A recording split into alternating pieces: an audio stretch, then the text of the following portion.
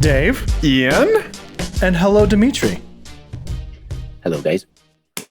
Welcome, everybody, to Apex Adjacent Car Show, blah, blah, blah. Dave, what are we all doing here? Well, I have to say that this is a long time coming, and this is a really important episode to me, to us. Mm-hmm. We have Dmitry Platonoff on the show this evening. There is no other term that I feel like is appropriate other than legend. Because let's go back to maybe like 2009, mm-hmm. right? This is where Dmitry intersected my life. You had no idea. You're just a rad dude in Canada doing what you do, right? But I bought a 1997 Saab SE Turbo 5-door in forest green, fantastic color, fantastic car, from my buddy Eric, who was the original purchaser. All right. When Eric gave me the car or handed over the car, he had printouts from your website, Dmitry, of how to do the Vigan turbo swap, of how to do tons of stuff on the Saab. And he told me where I could find all the guides and stuff like that you've made to keep the car running, right? So this is where I became aware of Dmitry's work. So for anyone who doesn't know, Dmitry, Saabs run very deep with Dmitry, as they do us, and we can certainly get into it. But he's made, I would say, unparalleled guides that you just put up freely on the internet for anyone to look at to keep their Saab running.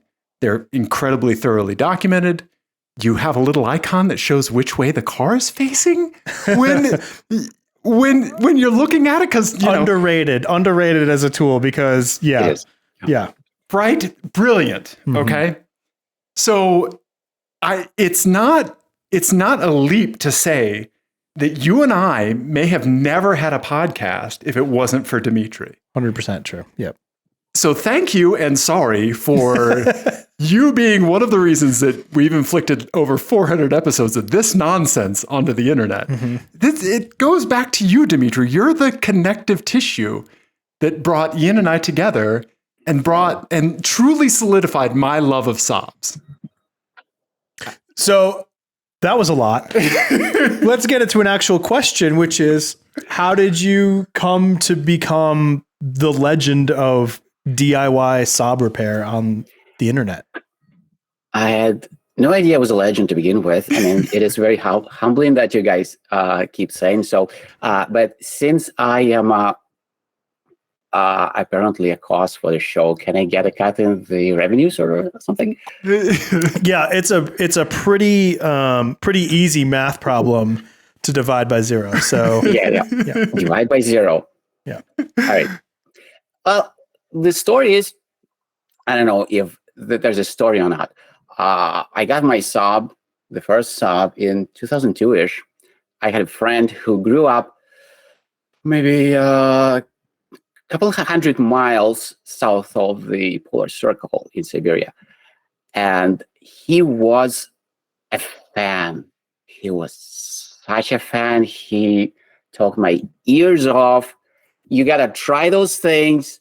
They always start. They have turbos. They go. Okay. I had to try it. I was actually looking for a car. My first car there was a Maxima. Okay. It was all right. And then that guy came in and we just went to test drive everything. And my final contenders were two glorious wagons, a V70 T5 and a 9.5 SE wagon. Nice. And I almost got that Saab, and then I went on SaabMat and everyone said, stay away from the V6s. Stay as far away from the V6s as you can. So I gave up on that wagon. I always wanted a wagon I never had in my life, ever.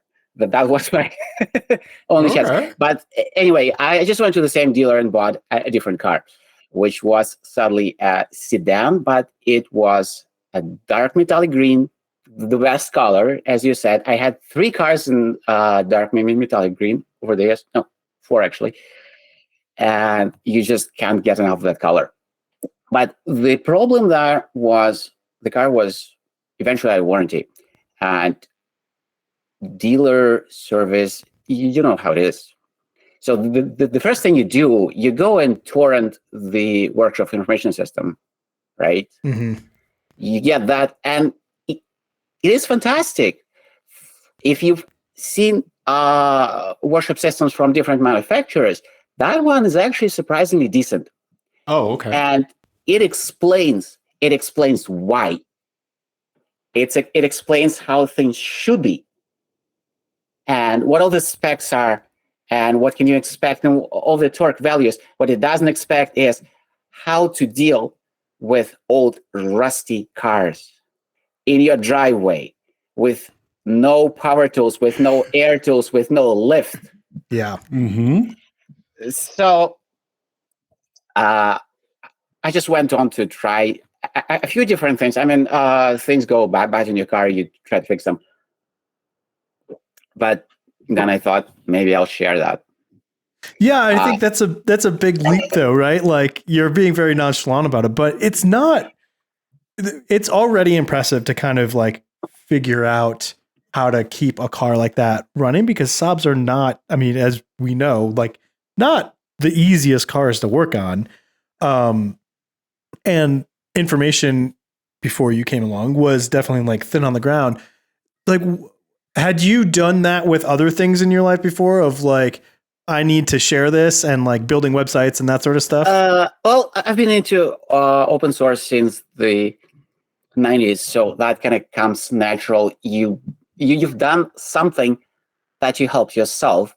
Why don't you share it? I'm sure there's people who had the same problem. Mm-hmm. Maybe they would benefit from the same things as well.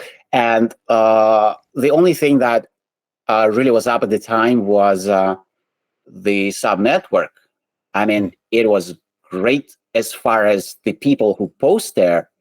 But did you guys see how it looked?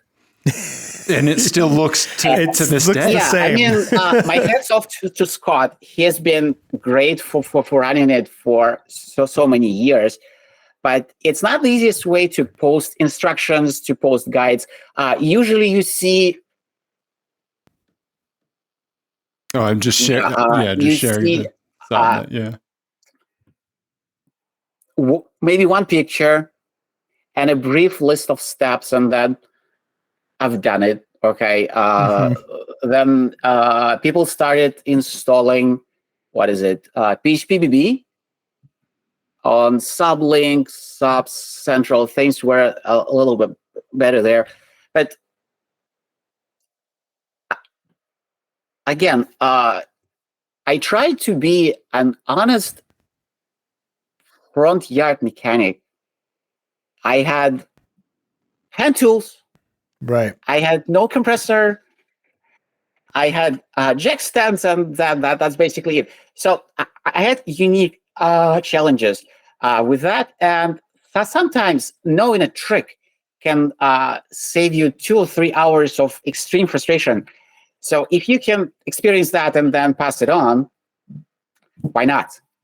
I mean, right now, probably my tools cost more than the car, but I don't take pictures anymore.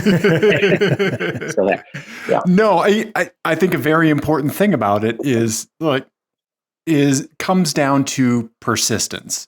And I think that with Saabs, the trade-off that you get in the reward of the driving experience and the ownership experience that you get with a fair amount of Saabs, I think is worth the persistence to see a problem through to the end, right? Absolutely. Yeah. And so what you're saying, like you basically greasing the wheels for anyone that comes after you to kind of like just help them along, like you helped me along, like you helped Eric, my buddy Eric, along with like being able to just kind of add one more little extra support to the structure of allowing and facilitating that persistence and getting us towards that reward is amazing and very something that the internet is very thankful for. Yeah. So yeah, it's fantastic, and you're exactly right. The resources at the time were very pared down. I have your site pulled up, and I was telling Ian before the show, I've never I don't think I've ever bookmarked your URL ever. I've just always Googled Dmitry Saab, and it is the first thing that comes up. So good search engine optimization, Dmitry. Yeah. Whatever works. Yeah, I actually bought the domain a few years ago. It didn't really help because people keep Googling the old URL, but whatever helps. It's still running over there in my garage somewhere. Yeah, I have it on fiber here, so yeah, no issues. But yeah. Yeah, and I was just going to say too, like, I think it's I don't know, this stuff makes me nostalgic for the good internet, like the days when it was driven mostly by people doing open source projects, right? Like every good thing on the internet for a very long time was essentially just a passion project that nobody was getting. Absolutely, yeah. Well, the internet itself was a passion project. Yeah, right. Absolutely. Right. Yeah. And I think people kind of forget that, especially now that everything is so competitive and monetized and everything else. Yeah. So it's nice to see some of these passion projects continuing and still like living on in people's garages. You know, it's great. Right. Yeah. Yeah. Never ever underestimate a nerd with free time. Right. Right. I mean, like, that's true. Yeah. We have so much in our current world because of that. Yeah. So yeah, no. So as you were struggling with rusty components and things like that in your driveway, you're laying on the cold concrete, which is so much fun. So it is one thing to do the work on a car, but it is definitely like documenting the process adds to the timeline of the entire thing usually. Did you at some point kind of get like a good optimized workflow, and like how did you balance all of that out of like capturing and documenting? That is a good question. I think the first reason for taking the picture was to remember how it came together later on. Yeah. And you do it with other things too, not just cars, because sometimes you look at it and then 2 hours later you had no idea how the things were put together. Yeah. So that was the start. I had a tiny pocket camera, whatever you could get back then. But then it was cheap, so you could drop it in the engine bay, kick around. So that's it. But yes, so you would take pictures of everything you've done. It kind of looks like Lego instructions. Yeah. These 2 parts go here. Next, you get these 2 parts, and it gets obvious. And you can see the progression from one picture to the other, and it's great. Also, I have an issue with videos. I can't learn off YouTube, for example, because in real life, I speed read. If I need to find something, give me a document I can scan. I can find the things, I can do that, instead of listening for a guy to rant for 30 minutes for ad impressions. I'm sorry. No, yeah. So yeah, that was one of the obviously YouTube didn't exist back then. There's a lot of actually decent resources on DUI, even with Saab. There right now. But again, I was sort of trying to reproduce the same steps that were present in the Wiz, only when you're actually doing them. Okay. Yeah. What's the differences? And obviously, you would read first, research what people have done on the forums, because you had to pick up all those little tricks that people have already posted, and then you incorporate them in your guide. But mostly, it was also a way to remember it. Next time you do it, here's how I've done it. And oh no, I was an idiot last time doing it this way. I should do that. I've actually revised that a few times through the years in my guides. And now that my kid got a Saab, he actually discovered that apparently I have a website that gets referenced a lot. Oh, yeah. I mean, in what minute, like 35 of Saab ownership, you found your website, probably, right? Like, probably pretty quickly. I think all the defunct OnStar buttons that are in like the GM Saabs just need to pull up a browser on the window of the Saab, on the windscreen of the Saab that just shows Dmitry's website. That's smart. Yeah. One thing I've always wondered about these websites is, I'm assuming that the first few of these guys you did were out of necessity, right? Like something broke and you had to go in and fix it. Right. Did you ever get to the point where like, I'm going to take this apart and put it back together? It's not broken now, but I just want to document it for the website. I've never done that. I just kept piling the challenges on. I've done this. So on my first car, I did very basic stuff like brakes. I bought the fantastic road holding kit for the 9.5. Basically, they sold you the aero suspension that you could install. And then I took that car to a track day with the local Saab club, and I blew up the engine. So I thought, no, I'm not going to work on my daily driver anymore. I went to a local Saab mechanic, and he had a project car for me. So I picked that up, and it was old. It was much older than my previous car. It had issues that had 300,000 plus mileage. Wow. So I had a lot of work cut out for me. And then I encountered interesting things that not a lot of people had done. For example, the hydraulic conversion from a cable for the clutch. Yeah. Oh, yep. Interesting. Yep. I know exactly where that is. That's under transmission and drive shafts. So I did that on the car, and then I kind of got bored with it. Okay. Because it was a 96 hatchback, I guess, almost identical to what you had. Okay. And that I got a craving for a convertible. Oh. I always wanted a convertible. The new Gen 9.3s just came out.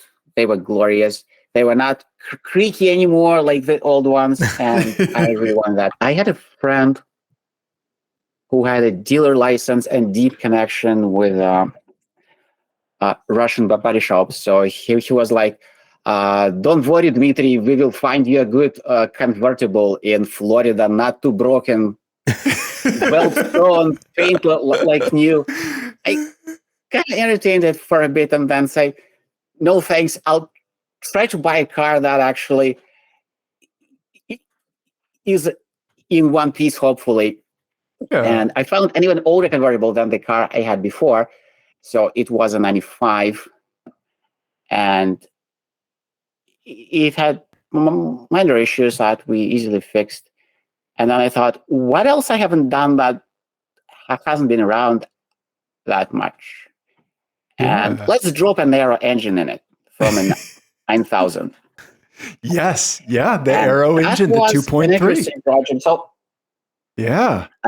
We took it apart. We pulled the old engine out. And then I go, where do I get a new engine from a 9,000? And they are surprisingly rare. Because there aren't that many 9,000 in Canada to begin with. So I go on, carpart.com, search 9,000 engine, 96 to 97, probably the best years, aero. And there's one on a junkyard in Ohio somewhere. Okay. So my wife's out of country. I grabbed my kid. He was, 3 or 4. Put him in the back seat of my beer. Let's go to Cleveland. Wow.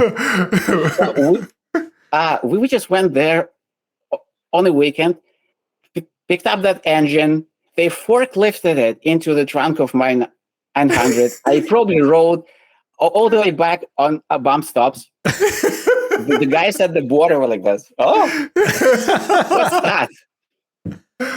Two engines in the car. But That's eventually we made it home, uh-huh. and that was a hell of a project. That's amazing. And that engine worked okay then. Yeah, well, I took it apart. I sent it to a machine shop to clean everything up. I rebuilt it. All these guides are about that engine. Yeah. Yep. Nick Talaferro made me some custom parts. Yeah. He also ordered me a custom ECU from Nordic. It has it had a sticker on it with big letters, scribbled something like tire shredder. And that was true because the torque in that thing was insane. I think I went through a set of winter tires in one season. They were just gold. I believe it. But the project itself was a lot of fun. Wow. Yeah. And 2 years later, I crashed that car Oh. in Detroit. You guys don't know that story? No. I went to a Saab convention. I mean, obviously, if you own a Saab, you go to conventions, right? And most of them happened in the United States. So that one was a 2007 in Troy, Michigan, just north of Detroit. And they did a track day on the first day. And I went there. I actually had a roll bar in that car because I went to local events and they didn't allow convertibles without roll bars. So I was very happy. I was gunning it. The instructor said, "Go. You don't need me." And on the next session, I overcorrected and I went into a wall Oh. sideways. Well, I've had that car at that point for probably 2.5 or 3 years. I was kind of getting tired of it because it was a little old. I didn't obviously crash on purpose, but I kind of didn't miss it. But what happened then was the best you could ever imagine from the Saab community. Because the guys at the track, obviously, they helped me out. They trailered me to back to the hotel. We explored options. We tried to rent a U-Haul trailer or something like that. Then I think on a Saturday evening, just about an hour before junkyard closed, we found a rear axle for the car because what I actually bent, I bent the rear axle, so the wheels were like this. I couldn't drive it, but the car itself was okay. So we went there, and then we ganged up on that car. I have the pictures. I can find them here. There were maybe a dozen people working on that car in the hotel parking lot at this Saab convention. That was the best attraction of the entire convention. There were a crowd gathered around us. So we swapped the rear axle, brakes, wheels. One very enterprising guy fixed my front alignment because it was also off because of the impact. And we fixed the car. One of my friends had a time of his life because I let him sawzall a piece of a car. Apparently, that was his dream to just go and cut a shit of a car body for no reason. So he's still remembering that 15 years later. But the car worked. I drove it back home. Wow. And parted out everything I had, including the rebuilt engine and everything else, to get enough money to get me the next project. Wow. So that was a lot. But honestly, the community response on that was just incredible. So, I mean, it sounds like your luck with track days and Saabs is about as good as Dave's and track days. That's what track days are for. You learn and you crash, and then you continue. I had a 1999 Vigan, lightning blue 3-door, the perfect best color. Vigan. Thank you. Yes, we have my buddy Peter to thank for that. Pictures up on the wall behind me here. Unfortunately, I blew that up at the track as well. The engine blew, oil starvation, spun a rod, as they are known to do. But it was very, very rusty, so I could not really kind of see myself putting more money into that car or swapping it out because it came from Maine, and so you're very familiar with that part of the country and North America, and so it was made of rust. It was like they glued rust together at the factory to make the car, and then gave it to me. Yeah, but really yeah, was. so it's very funny that we have similar Saab stories of track destruction, but the community effort is amazing. That's so great, and it completely tracks that like a bunch of Saab folks would absolutely gather around, make all of this happen. Like. Probably, I would assume that people were making food runs for you, like they were keeping you hydrated, applying sunblock as needed. Something like that for sure. Yeah, that's amazing. That's fantastic. Yeah. So they don't just abandon you to go and call CAA or whatever it is, but they actively help, and that's great. They get engaged. They care. Yeah. No, that's amazing. Yeah. So you have a project now, correct? Yeah, it's not really my project, although it occupies my space and my insurance. So what happened there is eventually we gave up on the last Saab. The last one we had a 9.5 that we drove to 490 something thousand, almost made it to 500,000. Wow. But then we decided that it's time for it to go. And we actually managed to sell it to some local kids who drove it for a while. They used my rebuilt engine in a different project, and that part of the car had a long life after that. But that was 2012 or 13-ish. And then we had BMW. Okay.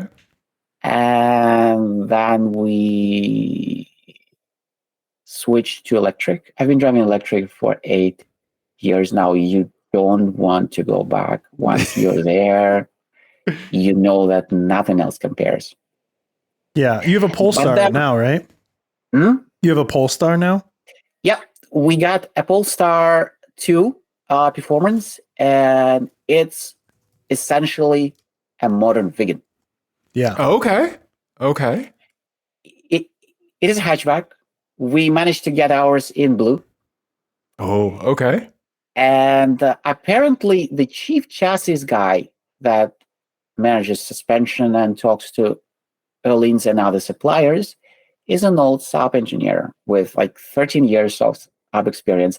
And people on the forum say there's actually a lot of crossover in the engineering force who crossed over to Volvo at the time. Okay. And they feel like the Polestar actually has a fair amount of Saab roots in them. Oh. And it feels interesting. It doesn't feel a lot like a Volvo. Okay. And we are surprisingly very happy with it. We've had it for about two years now. But the story of eventually coming back to Saab is one of our older kids got a full license, and he was working as a tech at Volkswagen, and he was driving a GTI, and he wasn't happy with it. He too many issues, too hard to keep it running, and it just wasn't special. Mm-hmm. Yeah. And guess what he chose? He decided out of the blue, on his own entirely, that he wants a Saab.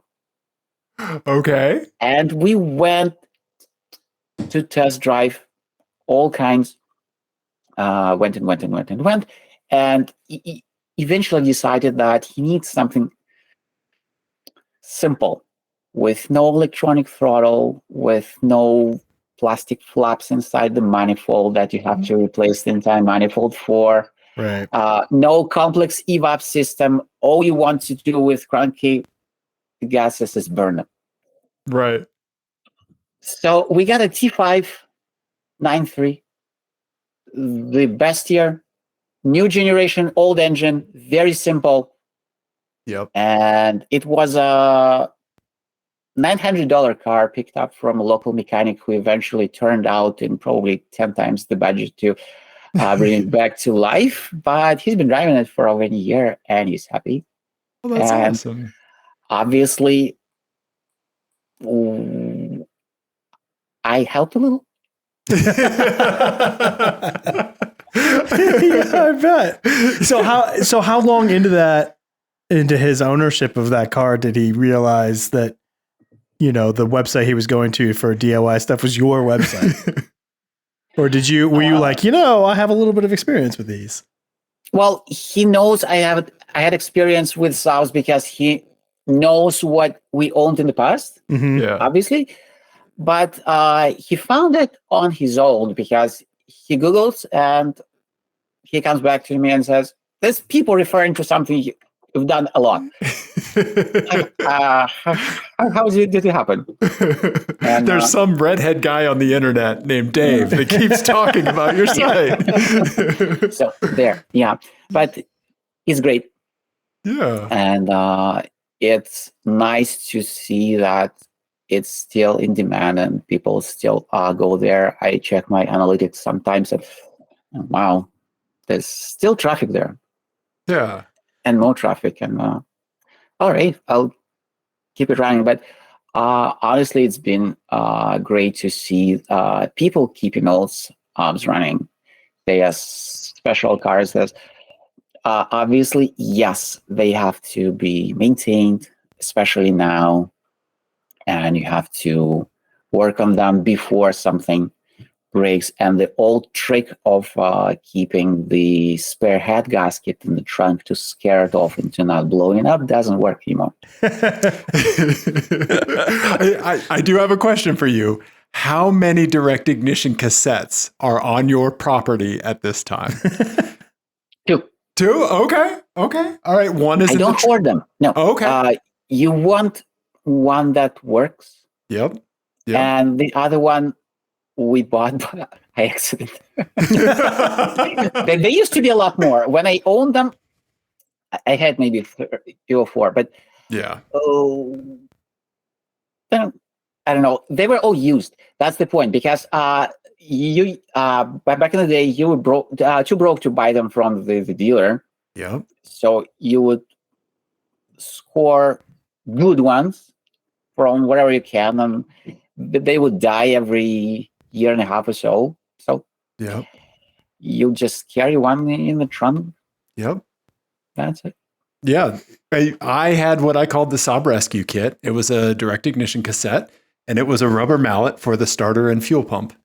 And those were the two main things that I kept. And a clutch cable, right? Oh yes, and a clutch cable, because I did the with a cable operated clutch, which I should have read your guide and converted it to hydraulic. With a cable operated clutch on my 97, I went to a Vigan clutch, which was too heavy for the cable, and the end on those cables would keep popping snapping cables. But hold on, 97s were supposed to be hydraulic, no? Mine was a cable. I don't know if when did the HOT come out? Yeah, they must have. Yeah. Okay. Yeah, but it was cable, because I swapped that thing like I changed socks, Dmitry. Yeah, like I could do it so fast. I imagine that thing was heavy. It was. Yeah. But yeah, sometimes you get in that circumstance that you're a victim of your own upgrades by upgrading something you've made it worse, which is all part of the ownership experience. Yeah. Right? Yeah, especially modifying. Yeah. Yeah. Have you ever thought about doing like an electrified Saab project? I mean, that would be obviously a big project, but I'm curious with your love of electric you cars. mean get an old car and rebuild it completely with battery electric motors and something custom to run it? I never actually thought about that. I know there's people who rebuild cars with Mhm. that, Yeah. but I've been blissfully happy to not do any work Yeah. in the last almost a decade because I had new cars with warranty, and when you drive I don't know, a Model S Performance, you kind of know that you cannot do that in your garage. I mean, I'm with you. I completely sympathize. I've always been a shit mechanic, so I was very happy to start earning enough money to have someone else do it. Yes. Yeah, And but I only ever made it worse, if I'm honest. Yeah. No, it's interesting. Like it's interesting seeing that like the Polestar is giving you Saab feelings, because I think as Saab owners, and I was talking to my wife about this last night because she grew up with Volkswagen Bugs. Her parents had Volkswagen Bugs, and there are certain cars that intersect with our lives that we use as a yardstick for every other vehicle that we interact with for the rest of our lives, right? Mhm. And I think for a lot of us that have had experiences with Saabs, they become that yardstick car that like everything is viewed from that, like at least through that lens partially, you know? Yeah. And so when you have a Polestar and you're getting vegan or Saab feelings from it, it completely makes sense, you know? Yeah. And it's super interesting. It's, I think, an incredible selling point for a Polestar too, if anybody's interested, for sure. Yeah, and I actually just drove one recently, and I agree with you. I think that's a vegan is a great comparison for that car. I think it's very similar. Yeah. My only beef about the Polestar is that I want an on-off button. why would you need an on-off button in a car? Because Why? A lot of times, like, because I have like small kids, so like and like if I run into a store and I leave my wife and kids, I want the car to stay on. I want to have control of when it goes It's on a and off. Polestar gimmick. It's fine on a Tesla. In the Polestar, they actually had an article on their website where they proudly said that they have decided to automate exactly you leave in the car, and they are using the seat belt sensor to detect when the driver Mhm. leaves, and they shut the car off. They had an Ask Me Anything with their user experience guy, Yeah. and he was swarmed with people who were not happy with this. Yeah. Okay. And I absolutely agree. It's also trivial because when you leave your family in the car, all they need is to touch the screen again and it wakes up. It's not a problem. But the fact that you leave the car and it stops doing whatever it was doing, Right. it is extremely annoying. Yeah. I just want to have like, I want, when you have like an application that you use a lot and they redesign and they get rid of like of the save button, Yes. that drives me nuts. I hate that. I always go back to classic, as I always look for that. So that, I don't know. That's my one feature in a car that I really like. And you don't find it until you don't have it. Yeah. Yeah. Yep. Yeah. You don't appreciate something until you lose it. Yeah, exactly. Yeah. Yeah. No. Yeah. So given that you are a Saab family again, one is in proximity to you. Yeah. How do you anticipate this going for your child? Like, do you like, what do you, have they talked about like what they might want next, or are they just in the moment with this Saab? You know what? He loves it. He still loves it. He's talking to me about getting that bigger turbo, touching the balance chain, and all those other things. And he's got friends who love cars, and they are the kind of friends who buy a W124 Mercedes. Oh, okay. Okay. Because they also think it's cool. That's amazing. And I think this Saab is going to stick around at least for a few more years until it either rusts away or he, I don't know, gets bored with it. I don't Okay. know. Or torque steers it into a tree with the bigger turbo. Sure. Yeah. Yeah, so I think another individual that has made an insanely huge contribution to the Saab community is obviously Nick Taliaferro. Absolutely. Yeah, in Springfield, Missouri. So you like, how did you originally get a hold of him? Was it through SaabNet that, because obviously he I would needed send you stuff. parts. Yeah, okay. I needed parts, and he was one of the options that you can order parts from, because he was one of the first who would provide genuine parts that were easy to get. They had a good catalog with everything you need. They manufactured in-house performance parts. Yeah. They represented the Swedish tuning houses, Speed Parts, BSR, Nordic, and eventually they got even to their own tuning. And you chat people up, and they respond. And I bought from them probably good few $1,000 of parts over the years. We actually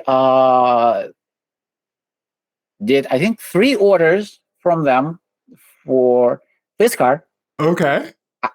Out of the blue, and it was nice of them to include a big package of swag into one of the boxes without telling us. So it was nice to be remembered. Yeah. And they looking at his Instagram right now, obviously Saabs are not the biggest source of revenue anymore. They're allotted to custom manufacturers and everything, but it's still great that they continue to support the community. And Nick himself and the guys at the shop there are very nice to deal with. They have always been around to support everyone in the community, and it's great. And I don't know, actually, since we are talking about communities, have you used the T5 or T7 suites on your car? I've never done any custom tuning or anything like that. But have you seen a movement like that for any other brand? No. I mean, right? Yeah, like the only thing that I think comes close is the what's the really popular aftermarket ECU for like Miatas, like the Mega Squirt ECU. No, that's like custom tuning. Yeah. But like the T5, T7 suite. So for anybody who doesn't know, describe that software package. Well, yeah, basically a bunch of people originally in Sweden, they reverse engineered all of the Saab ECUs starting from T5 and T7. They wrote enormous PDFs describing the operation, all of the constants, everything that the software does. You could get very detailed guide that help you understand how engine management actually happens, what plays role into it deciding how much air, fuel, whatever it gets. And then they wrote software that helped you tune your car for free. Safely in multiple stages with lots of different options, map editors, comparison features. There's an enormous online community where people talk about these things, share tunes, and you can find anything. You can find support. You can throw a few €100 their way if you have them to show support, because they actually still continue. I've seen development on those on GitHub still. And we did tune our last Saab as well. Okay. And that's just another example of how incredible the community is. Yeah, very cool. That's amazing. Yeah. I didn't know about that. That's really cool. Going to the guides there's maybe some screenshots that you can show to people. Sure, yeah. Oh, that's okay. Flasher. Oh, no. Quick start guide. Not here. Yeah. No, you have to anyway,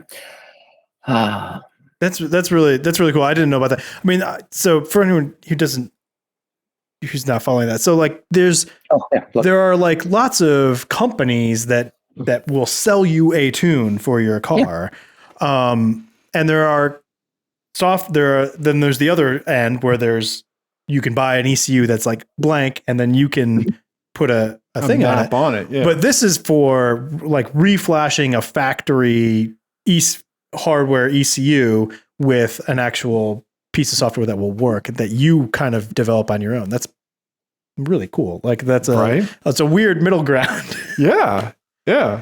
But community effort, right? Yeah. Very cool. Yeah. I don't know. Like I just thought of something like so many times when you just mention Saab, like so many people that have interacted with him in the past just simply smile at the word alone. Like just the idea of the car coming across their mind. And I think it's stuff like this, like it's understanding the community effort, like just how wonderful they drive. Like it's just a whole thing, man. It is a whole thing, you know? Yeah. I don't know. Yeah, That's it's great. an incredibly compelling package. And when, as you previously mentioned, you do use it as a yardstick because it is worthy of comparison to everything that's out there. Obviously, there has been a lot of progress in car technology over the years, but the feel of those cars, how they designed, how they are driver-centric, I don't know. Look at the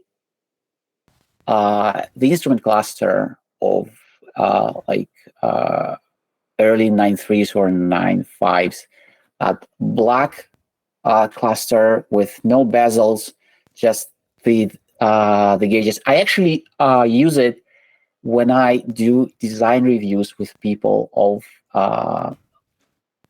like an example of a very clean industrial design. Yeah. On the left. This one. Yeah. Come on. Oh, you haven't added. Oh, I'm running Pi-hole, Dmitry. So it's sponsored links that aren't coming through. I had to add some exceptions into mine because it does that. But this is the best instrument cluster in the world. And they've ruined it in later models by adding bezels and chrome and shine, and it's not the same anymore. But GM put those in. It's amazing. Yeah. We blame anything that we don't like about Saab on GM. Yeah. I had a 2008 Saab Turbo X wagon. And so every time anything went wrong, which was often, I would be like, oh, well, GM was responsible for that part. Of course. Yeah. Oh man. Yeah. No, clean interface, super simple. The night panel button that I've actually used, you know? Yeah. Yeah. For anybody who doesn't know, when you use the night panel, it turns off everything except the speedometer, right? And when not just the speedometer, the part of the speedometer that you actually use. You're right. And when you resume your cruise control with the night panel on, I think it briefly shows you the tach as it winds through and the speedometer. When you rev up, it turns the tach on. When you're low on fuel, it starts showing the fuel gauge and so on. But only the stuff that you actually need to see. Right. Yeah. Sleeping spouse mode is what that's called. When you're on a long road trip and your spouse is next to you asleep. Yep, exactly. Night panel. Not a lot of bright lights, no distractions. Yeah. No, as you were away from Saabs for a little bit, when your son got the Saab, when you got back into a Saab and the smell hit you, like, because they all smell so distinct, right? Like, it smells like there's no cat functioning. And every time it gets started, I go, oh, drive this thing away. But I don't know, it feels like it's nice to be in. It's slow as hell. Okay. But it's great. It makes all of the right noises. The anticipation of the turbo kicking in when you have to plan your passing 10 seconds in advance is also something to experience. But it's great when someone in your family appreciates it as well, and when you have friends who do as well. Yeah. That's great. Yeah. Well, I mean, that's the dream too, is like being able to share something with your kid like that is really great. So Yeah, right? that's awesome. Yeah. And it's always interesting seeing those vehicles through someone else's eyes, right? Right. Like Yeah, when yeah. you hold them so special and just seeing like even a fraction of that rub off on someone else. It's so great. Yeah. Yeah. Let if you have a Saab, let your friends drive it. Yeah. Maybe not on a track, but let them drive it. Well, the experience is absolutely. Yeah, absolutely. Yeah. Let's see here. So I think Ian might have made a license plate game for us. Did, if yes. you'd like to play a license plate game, unless there's anything else that you'd I've like never to talk played the about. license plate game, so let's give it a shot. Okay. Yeah, you bet. So first of all, I have a question because in Canada, can you do vanity license? Can you do custom license plates in Canada? Yes, we Is that a actually have a thing? plate that says Saab on our Saab, sponsored by Scott. Great. Okay. I was very curious. Yeah. Okay. So It ahead. actually differs between provinces, but in our law, like you can do it. okay. Nice. So we have a game that we play. We call it the license plate game, and it's basically like Highlights magazine where you draw the lines to match things. So we're going to show you pictures. A picture of 3 cars with the license plate blacked out, so you're not going to be able to see the text of the license plate. And then we're going to give you the text of the license plate, and you're going to have to put it with the appropriate car. Let's try that. Yeah, I did some viewing when you guys invited me, and Okay. I Well, saw I'm people sorry. like that. So, well, let's try that. Okay. Yeah. So this one is called We Go on 3 Beeps. So these are people who think they have fast cars. Okay. All right. All right. And Dave has not seen these yet. So you guys will be playing as a team. Okay. All right. Okay. Up top, we have is that a new Honda Accord? That is a Volkswagen Volkswagen GLI. GLI, Ian. That's how generic they look these days. Yeah. In the middle, we have a Tesla. Is that a 3? I think it's a Model 3. Yeah. Yep. Yeah, And then we have a 3. BMW 3 Series sedan on the bottom in black. And then we can zoom in if you want, but first let's hear the license plate text. Yeah. So one of them is Boostin, Boostin. And then we have It's Quick, ITSQWK, and then So Quick. So there's It's Quick and then So Quick, which I guess is more quick. If you add maybe that's like 3 or 4 quicks. So many. Yeah, when It's Quick is just 1. Yeah. Yeah. Okay. All right. Yeah. So let's get a look on some of these, Dmitry, here. Yeah. So we've got the GLI. Mhm. Are those? They might be aftermarket wheels. They might be factory wheels. Yeah. They have the logos, but I think those are aftermarket. I'm almost Okay. positive. wheels are not pretty these days. Yeah. We've got some Go Faster sponsorship stickers. Yeah. Mhm. Oh, yeah. Down on the door there, down by the wheel well. Okay. So those stickers that people want, I don't know, they want people to know that they have done some work on their car or bought a sticker. Yeah, things are happening. Yeah. It kind of does look lowered a bit. Yeah, Oh, yeah. I don't think that's the factory ride height. Yeah. Or those are enormous wheels, one of the two. Yeah. Good catch, Dmitry. Good catch. Okay. All right. Then we have the Tesla. Just let's see here. Basic 3. It looks like dual motor. The dual motor is fairly recent, made in the last couple of years when they switched to the black door handles. Okay. And then I think that license plate holder is an alumni from some college. Okay. Yeah. Yeah. Is that you can't really see if it's a performance or not. There's a red strip under it, but I'm not sure. Anyway, big rims.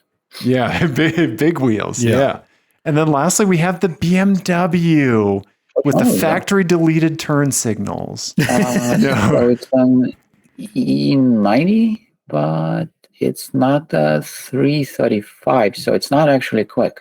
It's got. Wait. I thought doesn't- don't the 335s have these dual exhausts that are set far apart do like have a that? dual exhaust. Yeah, I've actually owned a 335, but it looked different. Okay, I think. Gotcha. it's debadged, whatever it is. So. All right. Yeah. So are any of these kind of giving you a gut feeling on what you think might go to which one, Dmitry? Well, boosting is we can guess something that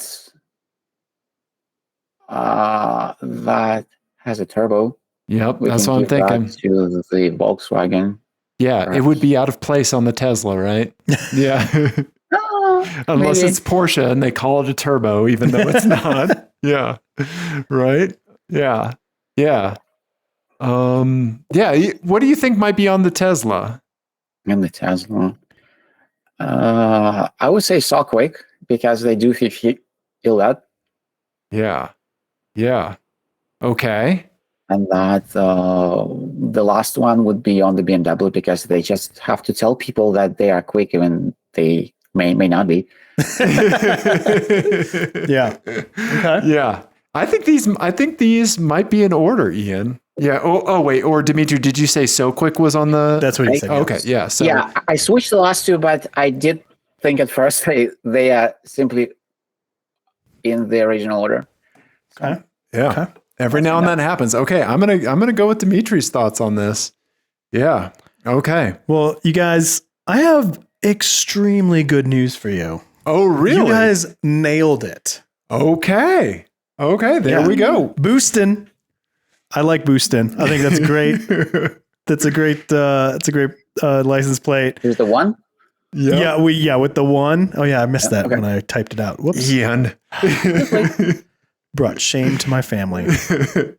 So quick. And then I like the slightly defensive nature of it's quick. It's quick. I'm sorry. It's quick. I promise. I think read in that voice. Yeah. Right. That's how I read it, was like, it's a little like all his friends bought Teslas and he's like, this is quick too, guys. This is still a fast car.